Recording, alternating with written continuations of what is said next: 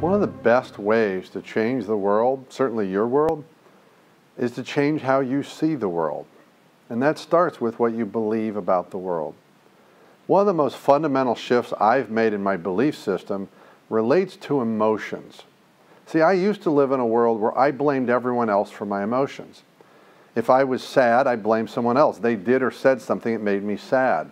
If I was mad, I would say they did or said something that made me mad. They did or said something that made me this. And what I've realized is no one can make me anything. And no one can make you anything. When I get mad, I got mad. Now, someone else did or said something that probably triggered my anger. When I get sad, someone may have done or said or experienced something that made me feel sad, but they didn't make me. They triggered the emotion in me. The power in this is this. When I take ownership of my reactions, my emotions, I no longer blame anyone else. It also is an amazing teaching moment, some of the deepest learning you can experience.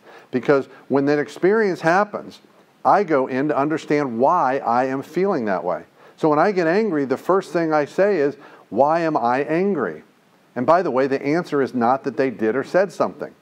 I have to go deeper. Yes, they did or said that. That triggered me. But why am I angry? Why is what they said making me feel angry or sad or whatever the reaction is? Because when I take personal ownership, I can learn from it. When I take personal ownership, I have the ability to shift it in the future. And the other thing is when I take personal ownership, it dissipates the emotions in a really healthy way. So for example, if you do or say something that I'm going to blame you and say, well, you did this, so I'm mad at you, how am I going to interact with you? How do I fix the relationship? I'm mad at you and I'm blaming you for my anger. But when I can say, I'm the one that's mad, why am I angry? I can now have a conversation with you about the trigger, because it might have been something you said or did that's rude or inconsiderate. But I can't talk to you from a place of anger. We'll never have that conversation. You won't hear me. But when I take ownership of it and I come to you from a place of, look, I got angry, that's mine. And this is what I say. I got angry, that's mine. But I want to talk to you about how you spoke to me or what you did or said and why that doesn't work for me.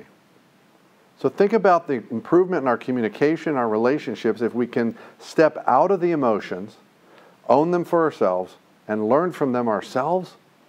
This is one of the most fundamental and profound changes I have found in my life, is my willingness to say, no one can make me anything.